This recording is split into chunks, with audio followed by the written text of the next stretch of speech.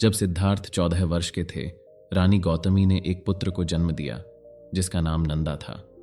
पूरा महल खुशियों से भर गया, जिसमें सिद्धार्थ भी शामिल था, जो एक छोटे भाई को पाकर बहुत खुश था। हर दिन अपनी पढ़ाई के बाद वह नंदा से मिलने के लिए घर भागता था। हालांकि सिद्धार्थ पहले से ही अन्य मामलों में व्यस्त रहने की उम्र का था, फिर भी वह अक्सर देवदत्त के साथ छोटे नंदा को सैर पर ले जाता था। सिद्धार्थ के 3 और चचेरे भाई थे, जिन्हें वह बहुत पसंद करता था, जिनका नाम महानमा, बधिया और किम्बिला था।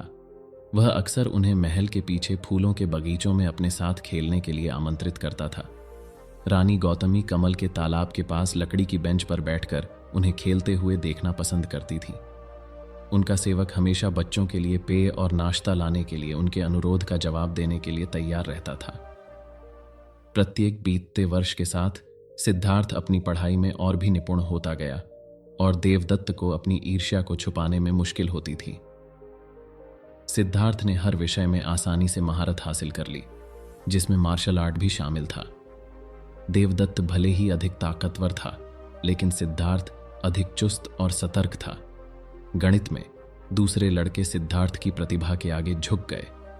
उनके गणित के शिक्षक अर्जुन ने सिद्धार्थ के उन्नत प्रश्नों के उत्तर देने में घंटों बिताए। सिद्धार्थ संगीत में विशेष रूप से प्रतिभाशाली थे।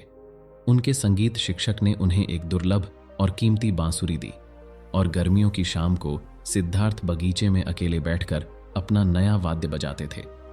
कभी कभी उनके गीत मधुर और कोमल होते थे, जबकि कभी कभी ध्वनि इतनी उदात्त होती थी कि श्रोताओं को ऐसा लगता था जैसे उन्हें बादलों से ऊपर ले जाया जा रहा हो। गौतमी अक्सर शाम की परछाई ढलते ही अपने बेटे का संगीत सुनने के लिए बाहर बैठ जाती थीं। सिद्धार्थ की बांसुरी की ध्वनि के साथ अपने दिल को बह जाने देने से उन्हें गहरी संतुष्टि का अनुभव होता था। अपनी उम्र के अनुरूप सिद्धार्थ ने अपने धार्मिक और दार्शनिक अध्ययनों में अधिक गहनता से ध्यान केंद्रित किया। उन्हें सभी वेदों की शिक्षा दी गई थी और वे उनमें बताई गई शिक्षाओं और मान्यताओं के अर्थों पर विचार करते थे। उन्होंने ऋग्वेद और अथर्ववेद शास्त्रों का विशेष अध्ययन किया। जब वे बहुत छोटे थे, तब से सिद्धार्थ ने ब्राह्मणों को शास्त्रों का पाठ करते और अनुष्ठान करते देखा था। अब उन्होंने स्वयं इन पवित्र शिक्षाओं में निहित विषय वस्तु का गहन अध्ययन करना शुरू कर दिया। ब्राह्मणवाद के पवित्र लेखन को बहुत महत्व दिया गया था। शब्दों और ध्वनियों में स्वयं बहुत शक्ति थी, जो लोगों और प्राकृतिक दुनिया के मामलों को प्रभावित कर सकती थी और यहां तक कि उन्हें बदल भी सकती थी। सितारों की स्थिति और रथुओं का प्रकट होना प्रार्थना और अनुष्ठान से घनिष्ठ रूप से जुड़ा हुआ था। ब्राह्मण ही एकमात्र ऐसे व्यक्ति थे जो स्वर्ग और पृथ्वी के छिपे रहस्यों को समझने में सक्षम माने जाते थे, और केवल वे ही प्रार्थना और अनुष्ठान का उपयोग करके मनुष्यों और प्राकृतिक दुनिया में उचित व्यवस्था ला सकते थे। सिद्धार्थ को सिखाया गया था कि ब्रह्मांड एक सर्वोच्च सत्ता से निकला है, जिसे पुरुष या ब्रह्म कहा जाता है, और समाज में सभी जातियां निर्माता के शरीर के विभिन्न भागों से निकली हैं। प्रत्येक व्यक्ति में पारलौकिक निर्माता का सार निहित है, और वह सार्वभौमिक सार व्यक्ति की मूल प्रकृति या आत्मा का निर्माण करता है।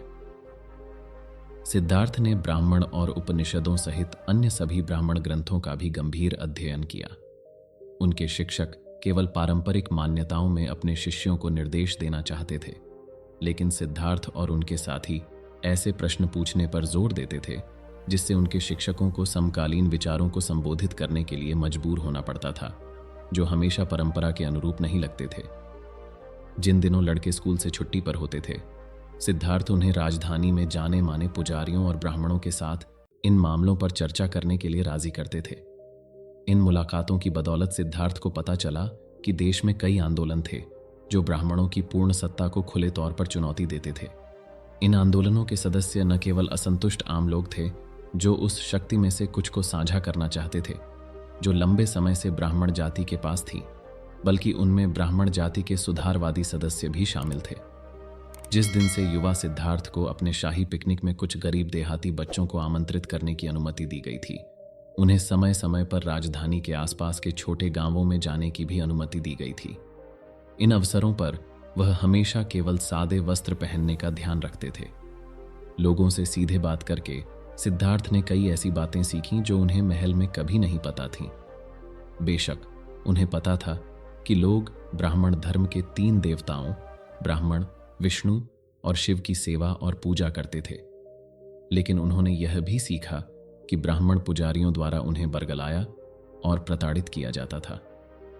जन्म, विवाह और अंतिम संस्कार के लिए उचित अनुष्ठान करने के लिए परिवारों को ब्राह्मणों को भोजन, धन और शारीरिक श्रम के रूप में भुगतान करने के लिए मजबूर किया जाता था, भले ही वे कितने भी गरीब क्यों न हो। एक दिन एक पुआल की झोपड़ी से गुजरते समय सिद्धार्थ अंदर से विलापपूर्ण चीखों से चौंक गए। उन्होंने देवदत्त को अंदर आकर पूछने के लिए कहा कि मामला क्या है। उन्हें पता चला कि घर के मुखिया की हाल ही में मृत्यु हो गई थी। परिवार बहुत गरीब था। पत्नी और बच्चे दयनीय रूप से दुबले पतले थे और फटे पुराने कपड़े पहने हुए थे।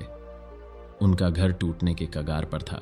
सिद्धार्थ को पता चला कि पति ने रसोई बनाने से पहले धरती को शुद्ध करने के लिए एक ब्राह्मण की सेवा मांगी थी, लेकिन ये सेवाएं देने से पहले ब्राह्मण ने उस आदमी से उसके लिए काम करने की मांग की।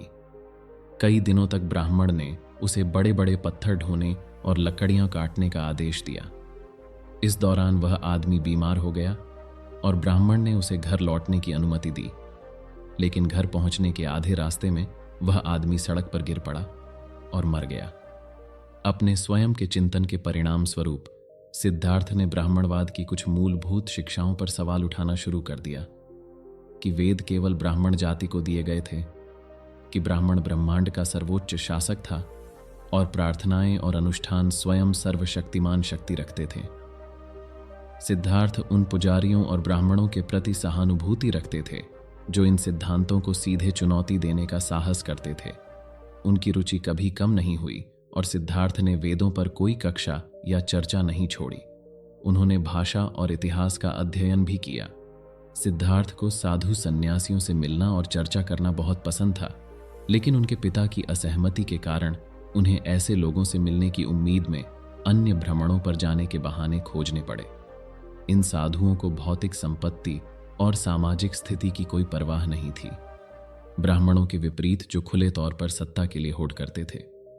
बल्कि इन साधुओं ने मुक्ति पाने और दुनिया के दुखों और चिंताओं से खुद को जोड़ने वाले बंधनों को काटने के लिए सब कुछ त्याग दिया। वे ऐसे लोग थे जिन्होंने वेदों और उपनिषदों का अध्ययन किया था और उनके अर्थ को समझा था। सिद्धार्थ जानते थे कि ऐसे कई साधु पश्चिम में पड़ोसी राज्य कोसल और दक्षिण में स्थित मगध में रहते थे। सिद्धार्थ को उम्मीद थी कि एक दिन उन्हें इन क्षेत्रों में जाने और ऐसे लोगों के साथ गंभीरता से अध्ययन करने का मौका मिलेगा। बेशक राजा शुद्धोदन सिद्धार्थ की आकांक्षाओं से अवगत थे। उन्हें डर था कि उनका बेटा एक दिन महल छोड़कर भिक्षु बन सकता है, और उन्होंने अपनी चिंताएं अपने छोटे भाई द्रोणोदन राज, देवदत्त और आनंद के पिता को बताईं। कोसल देश की नज़र लंबे समय से हमारे क्षेत्र पर है। हमें अपने देश के भाग्य की रक्षा के लिए सिद्धार्थ और देवदत्त जैसे अपने युवाओं की प्रतिभा पर भरोसा करना चाहिए। मुझे बहुत डर है कि सिद्धार्थ भिक्षु बनने का फैसला कर सकता है, जैसा कि मास्टर असित कालदेवेला ने भविष्यवाणी की थी। अगर ऐसा होता है तो संभावना है कि देवदत्त सिद्धार्थ के नक्शे एकदम पर चलेगा। क्या आप जानते हैं कि उन्हें इन साधुओं से मिलना कितना पसंद है? राजा के शब्दों से द्रोणोदन राज हैरान रह गए। कुछ देर सोचने के बाद उसने राजा के कान में फुसफुसाया, अगर आप मुझसे पूछें तो मुझे लगता है कि आपको सिद्धार्थ के लिए एक पत्नी ढूंढनी चाहिए। एक बार जब उसके पास रहने के लिए एक परिवार होगा तो वह भिक्षु बनने की अपनी इच्छा को त्याग देगा। राजा शुद्धोदन ने सिर हिलाया। उस रात उसने अपनी चिंताएं गौतमी को बताईं, जिसने वादा किया कि वह निकट भविष्य में सिद्धार्थ की शादी की व्यवस्था करेगी। हालांकि उसने हाल ही में एक लड़की को जन्म दिया था जिसका नाम सुंदरी नंदा था, लेकिन उसके तुरंत बाद उसने राज्य में युवाओं के लिए कई समारोह आयोजित करना शुरू कर दिया। सिद्धार्थ संगीत, एथलेटिक कार्यक्रमों और फील्ड ट्रिप की इन शामों में उत्साह के साथ शामिल हुए। उसने कई नए दोस्त बनाए, दोनों युवा पुरुष और युवतियां। राजा शुद्धोदन की एक छोटी बहन थी जिसका नाम पमिता था, जिसके पति कोलिय के राजा दंडपाणि थे। दंपति ने कोलिय की राजधानी रामगामा और कपिलवत्थु दोनों में निवास किया। शाक्य और कोलिय केवल रोहिणी नदी से अलग थे और उनके लोग कई पीढ़ियों से एक दूसरे के करीब थे।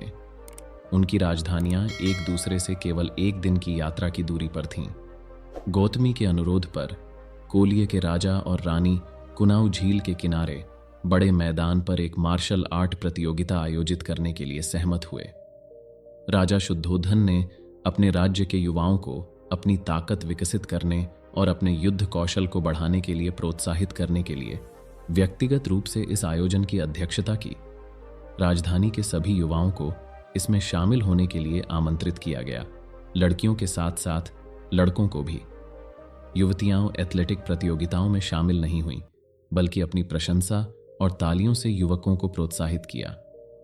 रानी पमिता और राजा दंडपाणि की बेटी यशोधरा सभी मेहमानों का स्वागत करने के लिए जिम्मेदार थीं। वह एक सुंदर और आकर्षक युवती थी। उसकी सुंदरता प्राकृतिक और ताज़ा थी। सिद्धार्थ ने तीरंदाजी, तलवारबाजी, घुड़दौड़ और भारोत्तोलन सहित सभी स्पर्धाओं में प्रथम स्थान प्राप्त किया और यशोधरा ने ही उन्हें पुरस्कार स्वरूप एक सफेद हाथी भेंट किया। अपनी हथेलियां जोड़कर और सिर को थोड़ा झुकाकर एक शांत और नेक आवाज में उन्होंने घोषणा की, राजकुमार सिद्धार्थ, अपनी जीत के लिए कृपया इस हाथी को स्वीकार करें और कृपया मेरी हार्दिक बधाई स्वीकार करें। सिद्धार्थ ने सभी स्पर्धाओं में प्रथम स्थान प्राप्त किया। यशोधरा ने उन्हें पुरस्कार स्वरूप एक सफेद हाथी भेंट किया। राजकुमारी की चाल ढाल सुंदर और सहज थी और उनके पहनावे का तरीका सुरुचिपूर्ण और परिष्कृत था। उनकी मुस्कान उतनी ही ताज़ा थी जितनी कि आधा खुला कमल। सिद्धार्थ ने झुककर उसकी आंखों में देखा और शांत स्वर में कहा, धन्यवाद राजकुमारी। देवदत्त सिद्धार्थ के पीछे खड़ा था, केवल दूसरा स्थान जीतने से दुखी। इस बात से दुखी कि यशोधरा ने उसे देखा ही नहीं। उसने हाथी की सूंड पकड़ ली और उसके एक संवेदनशील स्थान पर बुरी तरह से प्रहार किया। दर्द से बेहाल हाथी घुटनों के बल बैठ गया। सिद्धार्थ ने देवदत्त की ओर गंभीरता से देखा। चचेरी बहन, यह तो बहुत ही अपमानजनक था। सिद्धार्थ ने हाथी की सूंड के कोमल स्थान को सहलाया और उससे शांतिपूर्वक बात की। धीरे धीरे हाथी फिर से खड़ा हो गया और राजकुमार के सम्मान में अपना सिर झुकाया। दर्शकों ने जोर से तालियां बजाईं। सिद्धार्थ हाथी की पीठ पर चढ़ गया और विजय जुलूस शुरू हुआ। अपने प्रशिक्षक के मार्गदर्शन में सफेद हाथी ने सिद्धार्थ को कपिलवत्थु की राजधानी के चारों ओर घुमाया और लोगों ने जयकारे लगाए। यशोधरा धीमे सुंदर कदमों से उनके बगल में चल रही थी।